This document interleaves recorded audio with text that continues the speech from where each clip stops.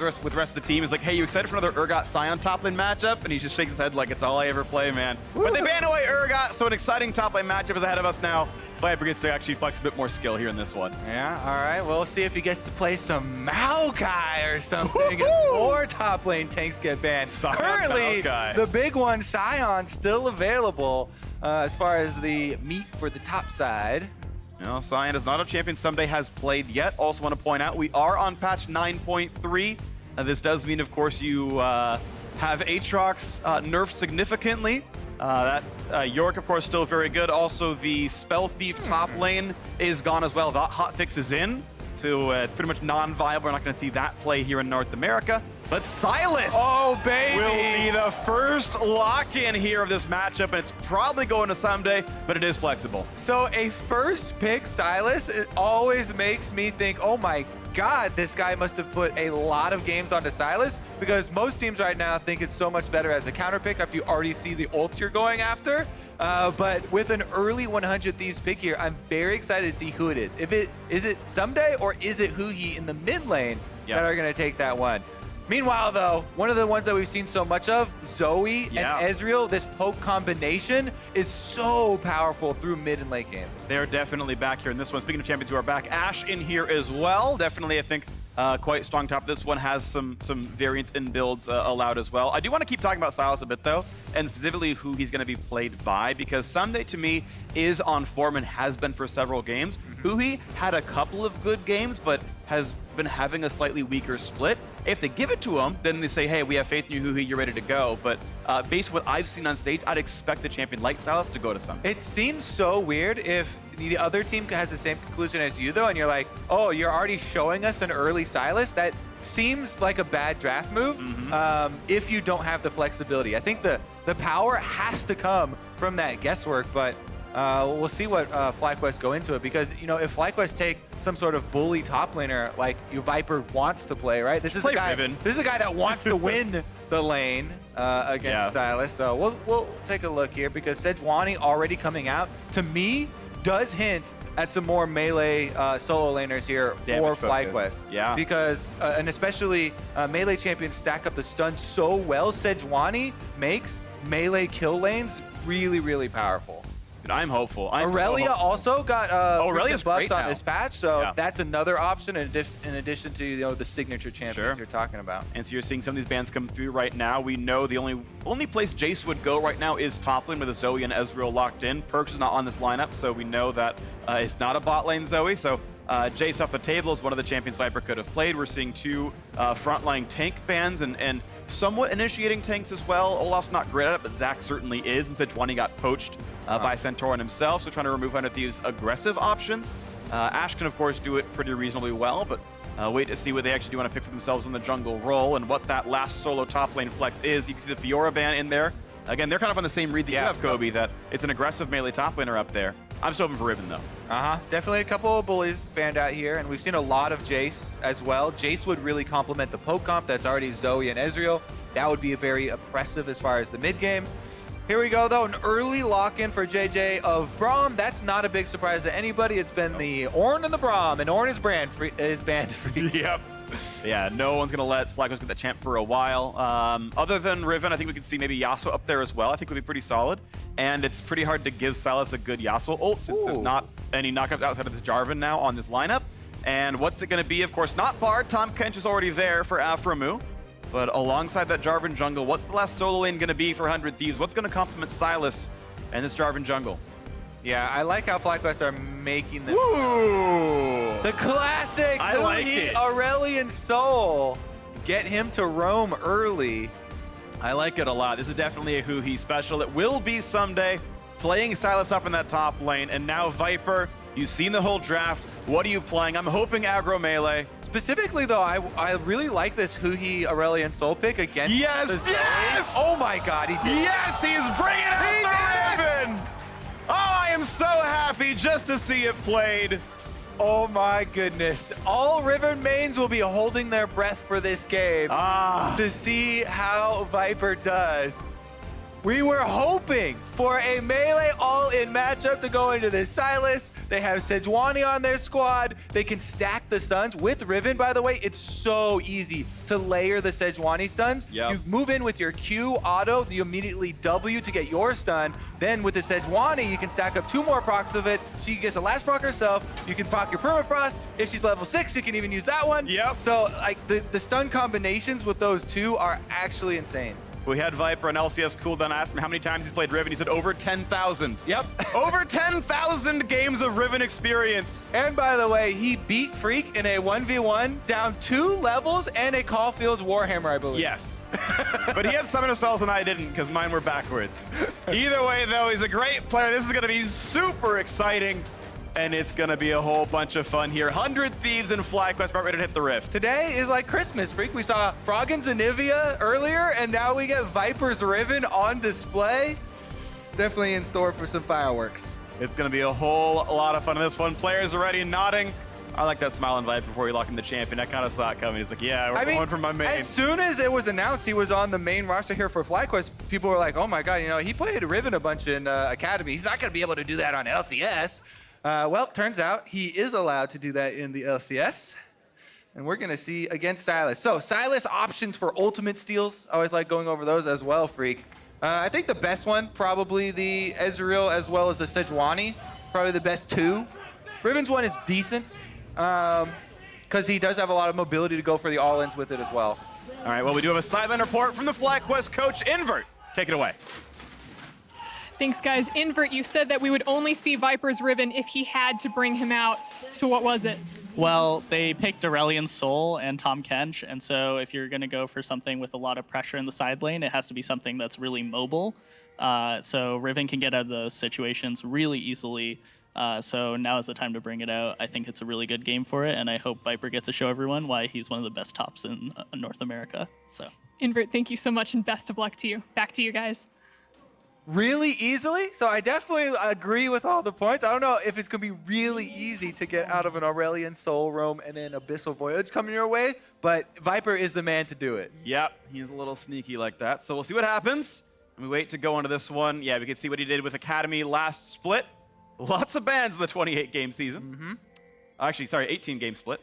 As I get my numbers correct there. Either way, certainly a strong performer, and he's going to be leashing topside for Santorin here on the Fred buff. Yeah, I mean, we got really caught up in the Viper pick here for Riven, but we can also go over the early game plans for both teams, kind of setting this one up, because it is super interesting, right? We've got Huhi in the mid lane. You want to try and push against Zoe super early on as Aurelion Sol. Her wave clear early was one of the nerfs that they did a while back when they were trying to take some power down from Zoe. And so your idea for this 100 Thieves composition for the early game is you get Huhi roaming early, and once you have your Ashe Arrow, use that as well to try and pick somebody off and look for those early kills to start to snowball. Meanwhile, FlyQuest, Phreak, you've seen this composition a couple times. Zoe and Ezreal scaling up for some poke composition in the mid game are going to be supplemented by, like Invert was talking about, a side laner that is going to be able to have pressure and high mobility to get out of those roams. So the thing you want to watch for when you've got a poke comp on one team is what does the opponents have to stop this poke or to deal with the poke, and you've got Jarvan and Ashe and even Tahm Kench is pretty good engage tools.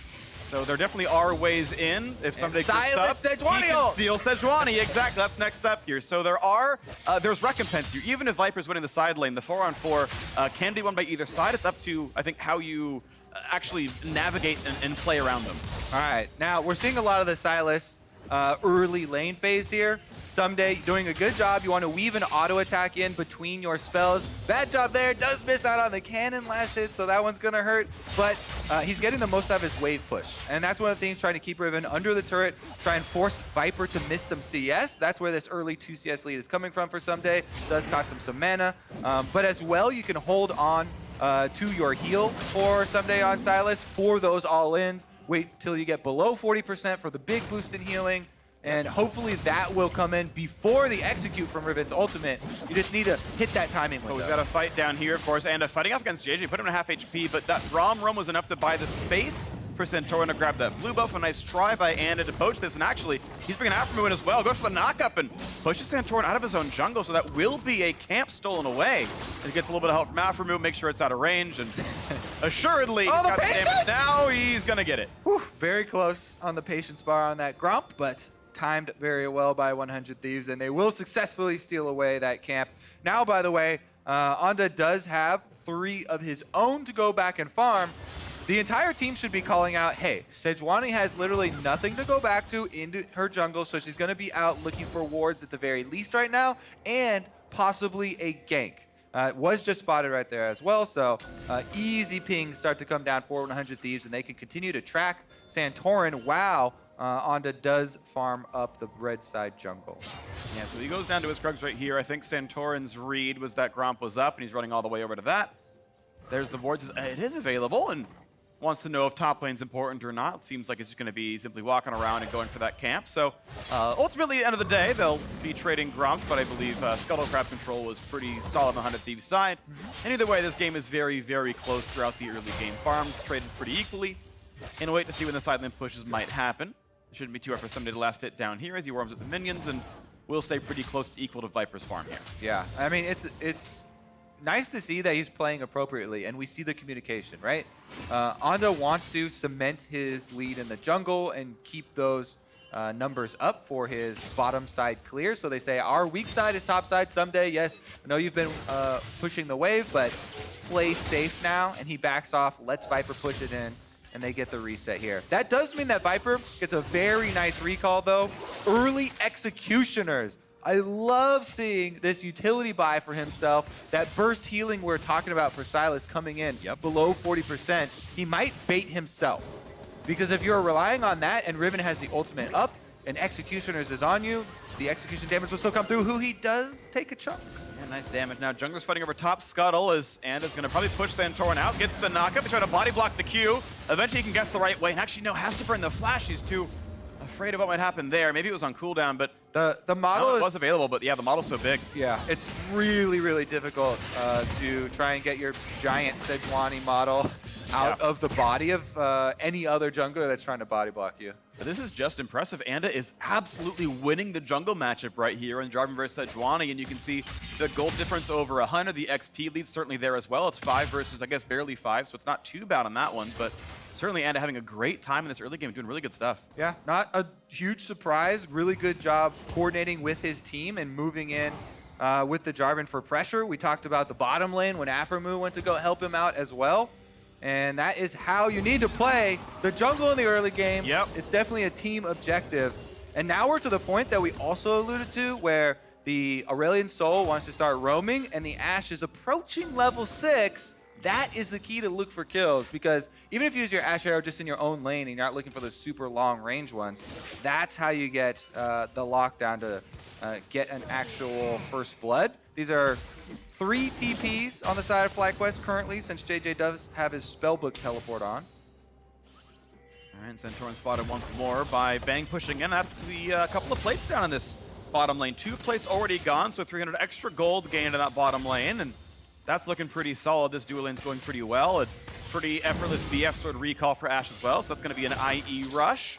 Plenty of early damage available there, and it's just Turtle slowly stacking his tier. I really like these control wards on bottom side. 100 Thieves know they have so much pressure with this Ashe Tahm Kench lane constantly at the tower that with a couple of control wards, you secure yourself an early dragon.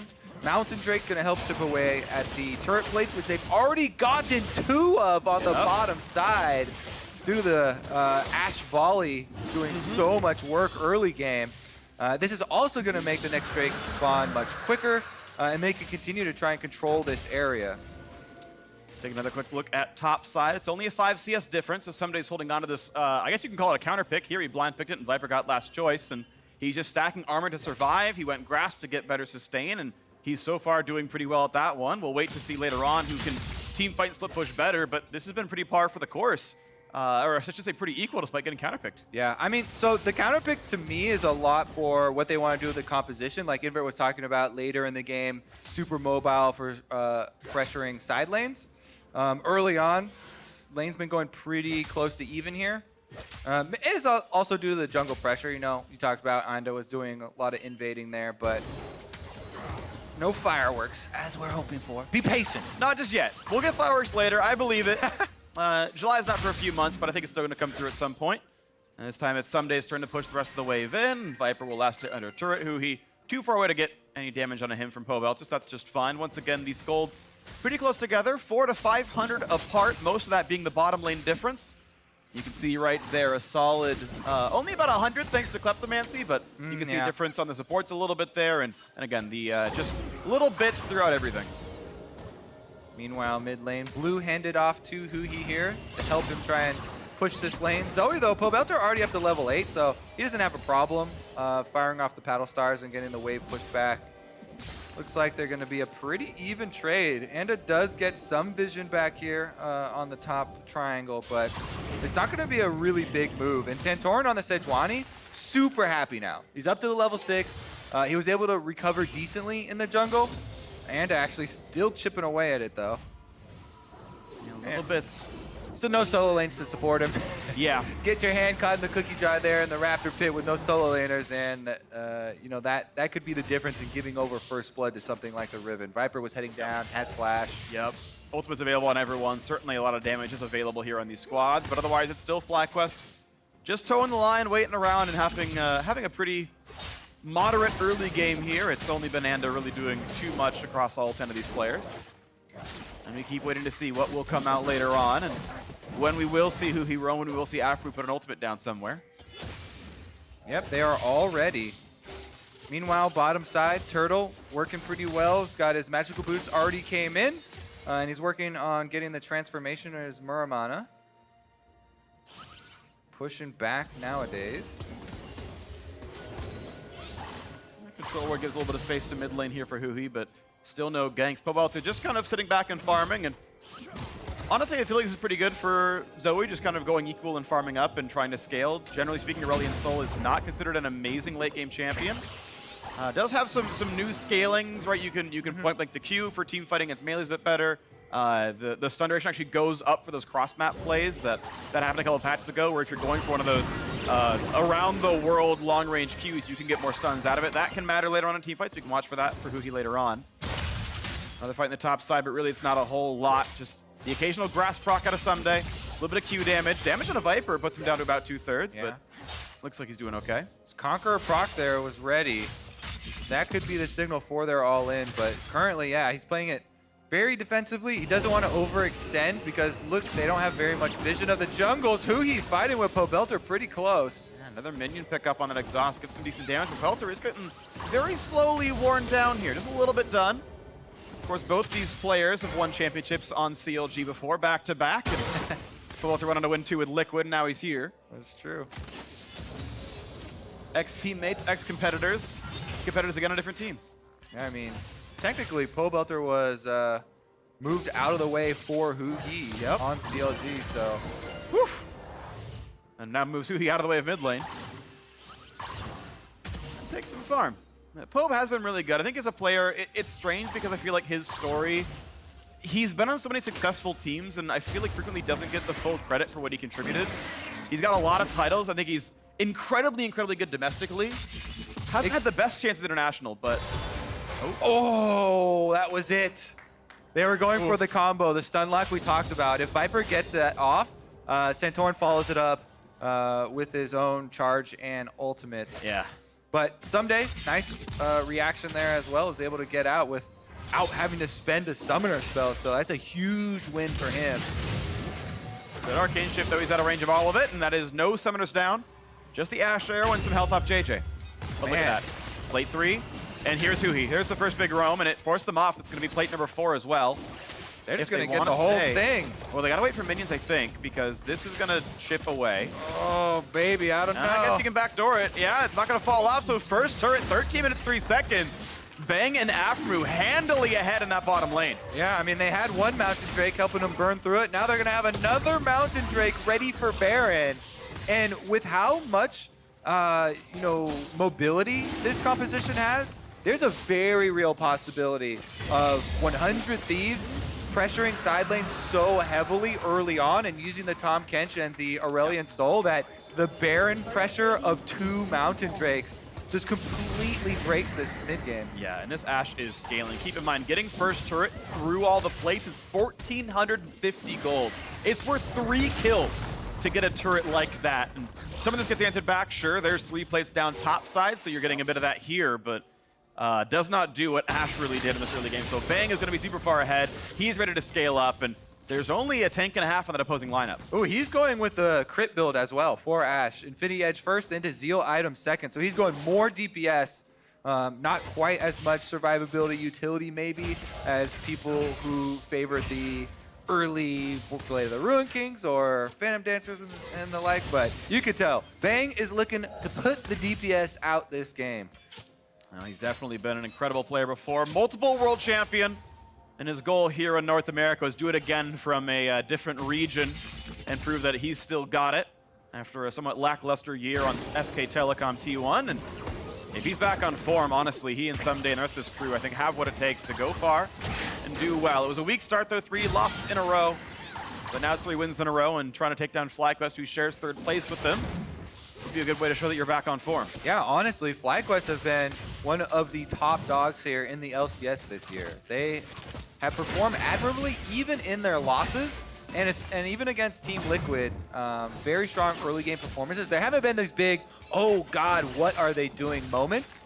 They have been smaller mistakes and little things that have chipped away in their 3 losses, rather than one huge thing you can point to. Right now, big roam from 100 Thieves. Everybody going top side here. 4 members trying to pressure this turret. 4 on each side as well. The Zoe's in the jungle, and so is Santorin here on the Sejuani. So mid laner's going back. No doubt to be had. Pobelter walking through wards, though, so this is actually a vision lead to 100 Thieves. They know where a lot of FlyQuest are and can kind of play around this one.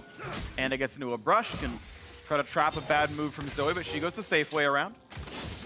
Bottom side, remember, Ssumday versus Viper is a flash discrepancy. Ssumday has the flash advantage. Going for the big play. Ulti's popped here into this one, and now we're going to have them keep going forward for the fights, but look how fast Ssumday is. Running away, finds a bit of a slow, and here comes Aurelion Sol. Finds a knockback, gets a stun as well. How can Viper get out? Health bar's running down, tries to get the damage. It's not enough. First blood to Ssumday. That's that side lane control we talked about. Aurelion Sol roams on down. Doesn't matter how mobile your champion is. Ssumday baits him in, and they find the kill. First blood going to 100 Thieves. Big chunk, not quite actually, Anda far enough away. And he's gonna flag and drag back towards. Ult for flash. Ow! Ashe almost lands. That could have been a whole crap ton of damage. Didn't have to burn flash, did burn heal to get away. Top outer goes down, so 500 gold picked up there. And a nice little chunk, but a good stun to trade. And well, here's Tahm Kench, so after running forward as fast as he can, Flash Q trades the flash away, Pobelter's alive. Yeah, Aphromoo looking for his old teammate there. Pobelter goes back in, does get the sleep, but this tower is going to take a lot of damage. Bang is not hesitating. Big hit there as the minutes get cleared away, and I gotta point out, despite everything earned by 100 Thieves, the gold basically identical across these teams, and ooh, that's Sejuani ult stolen away, so Ssumday to go for a big engage if they need it.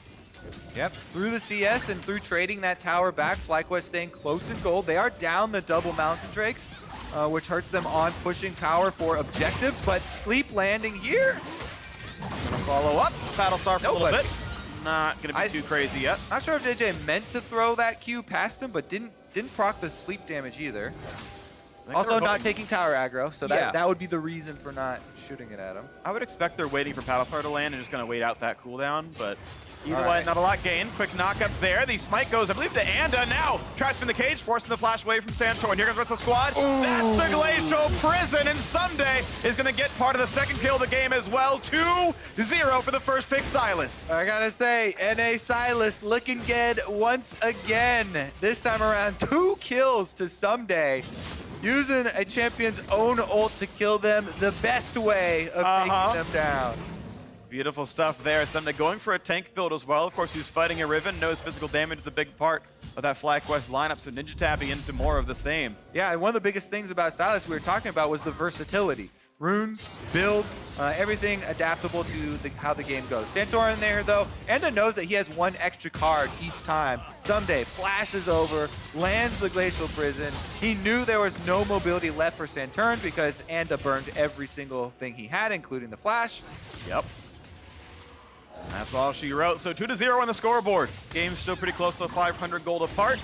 That's what you get for an extra kill right there. And FlyQuest still fighting for control. This is still a very competitive game.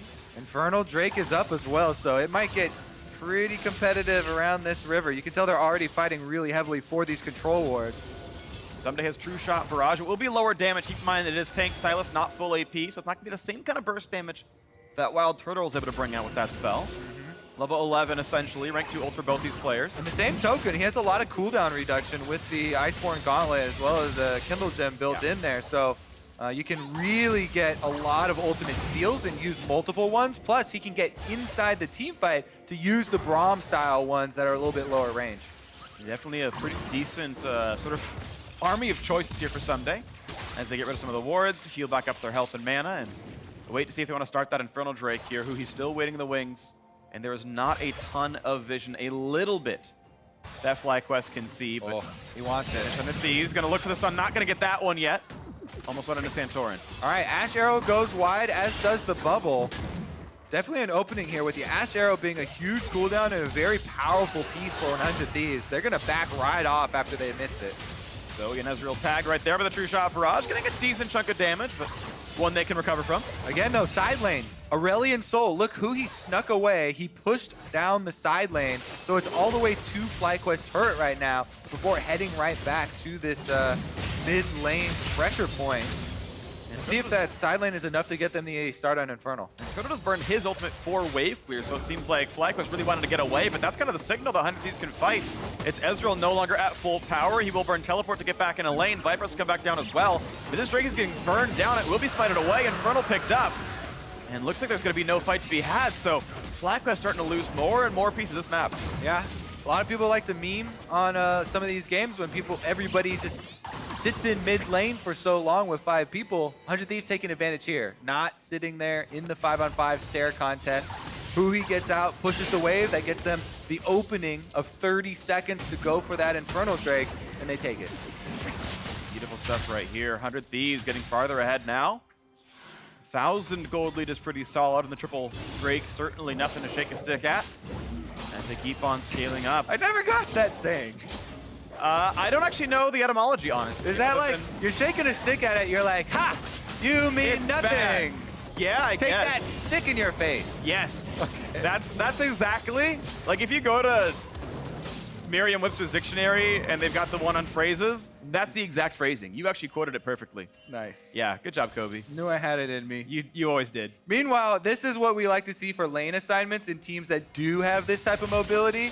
You have the Tahm Kench sitting with your marksman, whichever one it is, in the mid lane here, keeping Bang safe while also threatening moving that marksman to whichever side of the map does find the confrontation. So you can see Ssumday has his teleport. He's going bottom. Huhi on the Aurelion Sol should be able to roam up there. He actually went bottom first, so it's going to take him a while to head up and catch up on the minion wave, but it's going to remain very mobile from that pivot point. Well, still these top laners are on the sides, and FlyQuest is doing what he can to knock down the waves, but Ssumday gets to farm not only the minions, but also part of the jungle and get just ever so slightly the bigger leads over time. 100 gold at a time. Yep, and now Huhi finally is in the top side. He's moving that wave up as well. So slowly, they're going to be able to gain this timing advantage once again. Every 30 seconds for the minion wave, push that up, find your opening, make your little move in, chip away at the objective. Not quite getting that one there. But look at the play, not even hitting Anda either. But still, at some point, we'll see that poke come online. We'll see him group. We'll see him try to push people off those turrets. The engage, of course, is still threatening, and we wait to see as we get through the mid-game. These teams have different styles ahead of them, different ways they want to approach team fights. And so far, it's been side lane pushes. It's been Ssumday getting those advantages. One of them was bringing Huhi down. One of them was catching Santorin, taking a Scuttle Crab. That's been the only kills so far. And the 5-on-5s, 100 Thieves have pushed FlyQuest away. Definitely has been the case up until this point. So much dragon control has resulted from 100 Thieves really taking that initiative. Their last outer turrets, nope, they have got bottom one still, so their second to outer turrets, very, very close to going down though. FlyQuest still chipping away here. They're definitely still close in this game, despite being so far down in pressure. Gold is still within reach. One good team fight's all you need. There's definitely plenty of CC here, a lot of burst damage. Can they find the collapse? Okay, he steals JJ's ultimate. And it's enough threat that mid lane is seeded. And once again, 100 Thieves able to find those little advantages to push FlyQuest away, who aren't quite able to 5-on-5 them. And just advantage by advantage, they get more of the map. This is some of the controlled gameplay that we've seen even last year from 100 Thieves. When they had Aphromoo and they were touting the late game shot calling and the methodical objective movements here, this is kind of what you're expecting. FlyQuest, though, are answering back at every turn, still trading back turret for turret, still staying very, very close in gold here.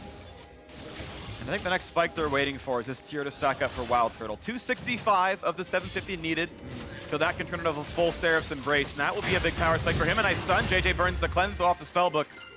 Back to heal now, gets away from it, but hey, Ben gets a sort of fake summoner out. All right, so Ashe Arrow, the cost for the summoner spell burn, and not going to get hit by the bubble. No, instead they just clear the waves out and back into the pit to once again darken the map. And we can see not the deepest of wards, but a couple here for 100 Thieves, but it's actually far, far worse. If you take a look at FlyQuest vision, it is abysmal right there, and they have no idea what's going on. And specifically, I want to compliment Onda on his vision. He has been constantly purchasing control wards. He's spamming his sweeper. His vision score is the highest in the whole game, 60 for the jungler here for 100 Thieves. Constantly going for the invades, but he's not wasting his time moving there either. He's always sweeping through FlyQuest wards and putting down 100 Thieves vision for themselves as well. Really like to see that from this. Also, you know, technically one of the younger guys as well. Even though he's been, you know, on the team for a while, his LCS debut wasn't as, you know, hyped up as a lot of the other guys on that squad. There's so many big names on this squad that have come together. Yep. Yeah, Onda's doing so much work. And is quietly becoming one of my favorite junglers here in North America. I think he is incredibly, incredibly good. He's against Santorin, who is, of course, a former LCS champion himself, back with TSM, and I think he's had a good year as well. Two very good players. It's going to be another flash forced out, and Anda just keeps burning more and more from his opponents.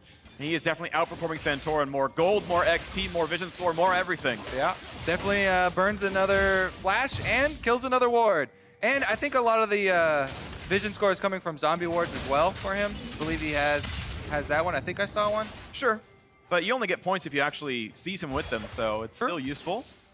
Feels decent there. Santorin went precision secondary, so no zombies on his side. And now Ben gonna burn his own cleanse away. Here's the big knock over the first big team fight of the game. No kills just yet. Finally, Aphromoo going down, and the fight will continue. Viper looking for more on the backside. The win as Anda jumps over the wall, not yet stunned. Finally does, and Viper's on the board. 2-0 FlyQuest. There's your big team fight, Phreak. This opens up Baron, and taking away Baron from a double Mountain Drake team just is a huge sigh of relief for FlyQuest. If they can complete this objective right now, we'll see. 100 Thieves, no, this is a critical moment. They're moving up. They want to try and contest. Well, there's no spite, only a couple of ultimates between Huhi and question marks. There's a lot of question mark pings, hoping they can see what's going on, but it's still in darkness, and who's going to even bother to try? You do not have that same smite. It's going to be a blocking shield coming in for JayJ, buying the time. Smite should be easy, and indeed it's picked up there. Ensuing team fight, 5v3 with low health bars. Will they run away? And they will indeed. One kill picked up on the backside, but I will take it down for the support for a Baron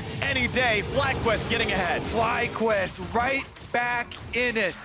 You said it would just take one team fight, Phreak, and they find the pick. Even on the Ashe Tahm Kench here, they go straight for the Tahm Kench. Stacking up the stun onto Aphromoo, layering it with the ultimate there. Even though he got his gray health off before the stun, they get that kill, and because Onda and them tried to collapse and protect, they find the second kill, the more important one, the one on the jungler. Viper's able to finish that one off, and they are rewarded with Baron buff. Another dragon, though, still going the way of 100 Thieves, so they're playing the long game. And they are stacking up these advantages. Sadly for them, only one of these things matters inside of a team fight, inside of combat. They can help you navigate beforehand, this mountain and this ocean drake, but doesn't quite mean that same difference it could be in the 5-on-5s. We'll wait to see what happens, though. The Ocean Drake can certainly matter in the precursors with all the poke going back and forth. That'll remain to be seen. 700 gold apart. Ezreal going for a steal. Not going to get this one. Bang does have that red buff, and he's going double Zeal here off that QSS. Certainly a high damage build here. Static Shiv is certainly best for single target damage. And he's going to look for the stun, forcing a flash out of Pobelter. Meanwhile, Santorin trying to clear out a flank possibility for him to go in on, but gets his ult stolen. So there's an enemy Sejuani ultimate now too. And Turtle lost flash. Huhi on the side lane pops an ult, got that one out. Now they're knocking up the front line. Big tanky Santorin as the turret goes on the bottom side. So it's 5v4. Now the TP comes in. They have to push in to help Viper get through this one. Oh, he missed on just yet. There's the dunk on in. And this looks like it's going to be FlyQuest going for the chase. Looking to get somebody here. A stun onto Ssumday, but they're going to pull him right back out and spin him away. Ulti comes across, but the health bar is still healthy enough. There's a drowsy Jarvan. Jumps back with the flag and track. Tanked up by Aphromoo. Puts on the shield. No snipes just yet, but it's a lot of map control. That turret is sure to fall. And FlyQuest win another fight. FlyQuest are going to be able to push down the turret with the Baron buff as well. Get some gold for themselves. What a slippery little team fight here through the middle. And that is going to be one turret in payment. I think this Baron buff, with only 1 minute left, they probably won't get anything else out of it. So that's going to be the total bounty, really, for that play. 2,500 gold for an early Baron. Honestly, not that much. So 100 Thieves mitigating a lot of the loss off of that early pick. Really nice stuff out of this one. 1,500 gold lead. That Baron power play is positive. They still got about a minute left with this to keep pushing more of the map up. Pobelter steals 14 gold from JayJ. Not the end of the world, and they'll get some vision back again. This map looking a lot brighter now for the FlyQuest side. And they're getting rich off killing all those little tiny sticks with eyes. What a way to describe them. Pretty much what they are. Yeah. Don't go shaking them at the composition. I mean, these wards don't shake. FlyQuest are headed down to the bottom side to ensure that nobody jumps on Viper while he's split pushing here. Riven now level 16, as are the other solo laners, save for Pobelter. So definitely threatening all in. He's also gotten to his Death Dance and an extra BF sword. Now we get to see the Riven flashy plays. As soon as that comes back off of cooldown for FlyQuest, they have so much engage opportunity. And a lot of survivability, honestly, for Riven even, with the Death Dance Black Cleaver combination. All right, all five to the bottom lane, right with the wave. Aurelion Sol a bit far away. A Sejuani ult stolen by Ssumday. Does he want to burn it here? Not just yet. They're not going to push with this wave. They can poke for damage, but not much more. Huhi is here to bring the star. And it will be, sadly, not quite the right shape of it. And he won't find his opponents there with that one as they kite away. Nice attempt, though. If 100 Thieves were not all there, that would have been a turret picked up, so I can't really complain to that play out of FlyQuest. Yeah, Zoning Star. Zoning Star also worked well. Does shove them off, and yeah, that's going to be the end of the Baron buff. So we are back to such a close state here. I think the next bout of fighting over wards, if somebody gets hit by the Ashe Arrow or not, is going to be a big difference maker in the next play. Bank so far has been able to get, I think, one on the Braum, was able to secure one of the early kills, but that is about it. See if 100 Thieves clearing out a lot of this vision can again turn the map dark. Remember how well in the early game 100 Thieves had controlled the vision. If we toggle the Fog of War right now, 100 Thieves have been able to almost clean it back out, and FlyQuest are being very cautious. It's interesting as well, both these teams sort of have partial control of different sides of the map. FlyQuest wards are kind of in the bottom jungle, and 100 Thieves sort of pushes in as then sort of that top side, so a bit unequal. They're going to keep fighting for their parts of the map. 20 seconds separate the Drake spawn from the Baron, so if it goes quickly, you won't lose one for the other, but depending on how much time you buy, you now create this weird optimization. And it depends on which team you're saying is going for the quick one, because the double Mountain Drake team, they'll be happy to go for the quick Baron. Yeah, and 100 Thieves, it feels like, just want that Drake to die to get the Elder on the map, because that's definitely a desynced objective. That's way better for one side than the other, so. Somebody started up. Yeah, 100 Thieves wants it to die. They could, like, even giving it to FlyQuest for free is almost positive for them. Yeah, all right, I think they are going to be able to force something here. It looks like we have a bit of a pincer, because Huhi's on the top side, separated from the rest of his team. FlyQuest recognized this. Damage out of Huhi, burns the ult on this one, though. Quick smite grabs the scuttle, and now both objectives going to be alive next time anyone cares. And Ssumday once again now has Glacial Fissure after hitting True Shot Barrage on a WildTurtle a while ago. That's right. Level 16, very low cooldown on the ultimate steal. Yeah. So you preemptively steal one ultimate using the team fight, steal another one, use that one. Use the damage. Back to being okay, but it is FlyQuest who now feel like they have control. They're clearing in mid lane first. They can get rid of some of these wards. Got to respect Bang on the side. GA finished for Viper on the Riven as well. Super excited to see who they go on because Tahm Kench, Aphromoo's big job is keeping Bang safe. And he's got a lot to worry about. It's a Braum, Sejuani, and a Riven all looking for the kill onto an Ashe. With just the Tahm Kench here hovering around him. You can see Aphromoo stays slight distance away so they both don't get caught up. A bit of damage there. Pops off the Arctic armor of Santorin. And once again, it's FlyQuest clearing the way first and can once again walk to that top river and get rid of some of these wards. They don't have to worry about mid lane for the next 20 seconds or so. And so off they run, looking for things to kill. One control ward inside the pit. A little bit of poke. Arrow's going to land, but not onto a pristine target. Doesn't matter. Yeah, 100 Thieves trying to keep them mid because the top lane is pushing slightly in their favor. The Ashe. Ssumday puts on the Fissure. True Shot Barrage will not land. Ult's traded back and forth once in a while, but Ssumday is actually okay to make these trades. His ultimate cooldown's 12 seconds, so he'll just do another one later on. Looks like we might just have a full reset. Nobody getting anywhere here. I guess FlyQuest also seeding this Dragon. Dragon can be soloed very easily at this point. Anybody from 100 Thieves can get in there. And it's Ssumday. Press the button's feeling pretty good. Starting to build some ability power now at the 35th minute of the game, but certainly started as tank, has the Zhonyas, so, 120 AP or so in the build, but not a ton. Still not going to be that big of a threat until a bit later on. Has a slot and a half left to grow with. Meanwhile, we were also talking about the scaling of the possibility of a pick with Ezreal and Zoe. If a Sleepy Trouble Bubble does land, that person has to be so scared. That's why we saw like 3 ultimates come out last time Bang got hit by a Sleepy Trouble Bubble. Tahm Kench is going to do a lot to mitigate that, but that is what FlyQuest are looking for. Try and get an edge. And there's a bit of pressure on FlyQuest. Maybe not instantly, but in the next 5-6 minutes there will be, because that third Mountain Drake was picked up, and those neutral objectives will evaporate under concentrated fire from 100 Thieves here. 6 minutes. Actually, it should be 5 when you kill an elemental. It's 5 minutes on the next one, but it will be Elder Drake spawning next. And the Baron, of course, already on the map. Right now, FlyQuest playing for that top river. Fighting for mini waves back and forth. We know the ultimates are mostly up. Gonna find a slow Huhi. Goes too far forward. Ultimate backward stays alive. Re-stun. Cleanse flash the way. The fight is on. Anna going back out though. And Viper's on the side. Look at the damage. Tries to find Bang. He's still alive. Afro keeps him up. But look out for Ssumday. Has another Glacial Fissure. Jumps over the wall. Still being stunned up. Takes some damage. Once again, Viper shuts down 1,000 gold bounty. And now it's Santorin. Popping the stopwatch. A second kill now for the Riven. And still chasing. Ssumday is gonna fall as well. 3 for FlyQuest. They have routed 100 Thieves. Incredibly well played for FlyQuest right there. Oh my goodness. Viper fights him off 2v1. Both Aphromoo and Bang. He gets the kills, and that gets FlyQuest inside the base.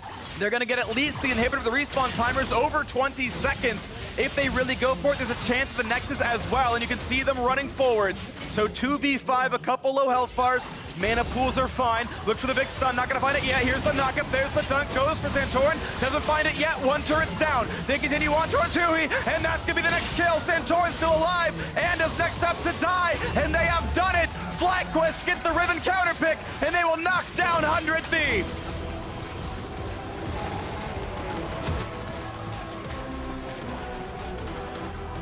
No hesitation from FlyQuest after they get those kills. We are ending the game.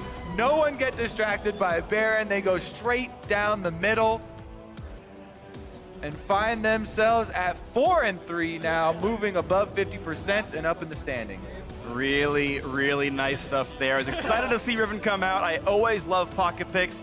Happy to see Huhi's Aurelion Sol as well, but Viper 1v2ing the bot lane in the Climactic team fight. 1,000 gold bounty for knocking down Bang.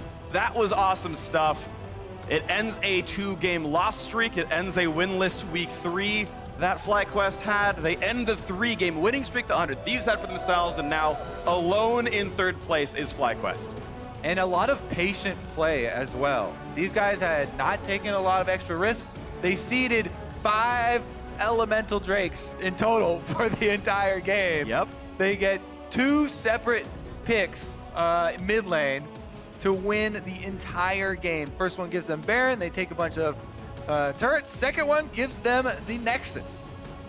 Really, really well done. Only 10 kills total in that game. Certainly a bit more slower paced of a one, but this is what you sort of expect out of a poke comp in the first place, not playing over aggressive, not giving up too much. And when they did find the openings, they pulled the trigger. Yeah, honestly, I want to see the other part of that team fight again as well. I'm hoping that they go over it, because while Viper's 2v1 was super exciting, and that's where my eyes were, the initiation from Santorin and JayJ on the other side was so good. Yeah, well, solid stuff. Either way, to give us more insight on that win, let's hand it over to Avli and Viper. Thanks, guys. Viper, congratulations on that win on your signature pick, Riven, no less. How excited were you to bring her out today? I was really excited. I actually didn't expect to play Riven. It just looked too good to pick. Like, I was planning to pick like Jace or something, but Riven looked too good, so I just went for it. We don't get to see these solo queue signature picks so often. So for you, what's the difference between playing her in solo queue and playing her on the big stage? Playing Riven in solo queue, I can kind of just do whatever I want. I don't have to communicate with my team to carry the game. So I can just like keep pushing the wave and just like group all the time. I don't know. It's a lot easier to play Riven, I think, in a team game where they listen, like everyone listens to you and you can just do your own thing. And we saw in that final team fight, Santorin engaging and you kind of taking off Bang on the side. But who really made the final call to push for the win? It was kind of, all of us made like the exact same call. We were just waiting for the right engage to go in. Everyone was saying the same thing, guys. We need to go in. This game is going for too long until we found the perfect engage. I told them I can just 2v1 the backline, and we closed out the game after that. And you play Clutch Gaming, and you go against Huhi in the top lane tomorrow. What are your thoughts going into the match against him? Should be fun lane against Huhi. I have a lot of respect to him, but I'm not worried at all. I think I got it. Well, thank you, and wishing you the best of luck in that match. For more on the game, let's hear from the State Farm Analyst Desk. Thank you very much, Avali. Well, what do you two have to say for yourselves in your drafting? Well, No Riven, no Aurelion Sol. Come on. we had Sylas. We talked about Ezreal being we got like priority. 4 of the picks, he right? took Braum. Yeah, and we got a lot of the bans, right? Nocturne and 5 out of Lauren. 6 of the bands just Yeah, alongside. actually, ignoring the Aurelion Sol and the Riven, you guys were closer in your dueling drafts than I think a lot of times they end up being. In particular, with those bans, identified a lot of the priorities for these teams in banning things out. And then, of course, there's that cascading effect as one thing doesn't go the way it was predicted. It starts to go out the window. Right, and I think the Sylas pick was really interesting to me because the rune choice and then the build was really different from what we expected. I think a lot of us are of the opinion that we prefer AP Sylas, and then he took it early on. They picked an Aurelion Sol, which to me says we want to go camp our Sylas top and snowball him. But then he went for the tank build where he had grasp and he had all these tank items that he rushed. And I think, if I had to guess, that was in response to seeing the Riven not wanting to play a volatile matchup and going Not knowing how it goes. not knowing how it goes. So he goes for the safer build, but then that's kind of kneecaps what their comp is trying to do with building a big split pusher that you snowball. Like, look how close this fight is. And now it's with the tank build, and then you don't actually get the ability to get super far ahead. So even though he starts picking up these kills and he ends up in 3-0, Ssumday didn't really do much come mid-late game. Right. If you look at the team fights, especially near the last ones, like, what is he really doing in these fights? And to be fair, maybe he's not in a position to because his team's dead or something like that. Right. Well, I mean, like, when you're 3-0 and you have an Aurelion Sol on your team, he's been like camping your lane, you've got a pretty good lead, you can't 1v1 the enemy side laner that's been getting killed, then you're in a pretty tough situation, right? Yeah, because on the flip side, FlyQuest had a great draft for themselves. They have a 4-man poke comp with the Ezreal and the Zoe and 2 big frontliners in Braum and Sejuani. And then you have a Riven who wants to split push, but can also follow up on engage whenever you choose to go in. So it felt like the plan was snowball Sylas and end the game quickly, and then it really stalled out, and you have probably a little worse team fight than your opponent. Very solid draft out of FlyQuest and solid execution as the game went on. I want to take a look at a mid lane fight here. FlyQuest 2 for O. Yep, Aurelion Sol in the top lane, the perfect time to go. They picked their window super well. Oh, this is the game ender. Right. Yeah, Aurelion Sol was still on the backside of the fight. Aphro's too far out. They're just overextended right now. They get caught out I mean, I don't think Fly isn't okay. Fly Not isn't the game ended. Not the game ended. Yeah. Well, I all mean, good. They get the Baron off of that. They and both it's a huge happen in play, the right? same place Yeah. on the map. It's super funny. Both start on to bang far as out. well. Yeah. Exactly. Yeah. But you did. You kind of saw, and I think in that team fight is where you saw the ineffectiveness of Sylas. Kind of just waiting on the outside of the fight, not having enough threat that maybe an AP Sylas would have to kill one of those important backline targets of, say, an Ezreal or a Zoe. But then also as a tank, just being like, you know, I can't convince the Riven not to come in. You know, he didn't actually seem that tanky to me. I remember the very last team fight, he's coming in at the last minute, like 3 people hit him. And usually when you're a tank like San, right, you're not going to under half right away. But he gets sent to under half, tosses his zonas on instantly, and it's like, oh, he's almost all dead already.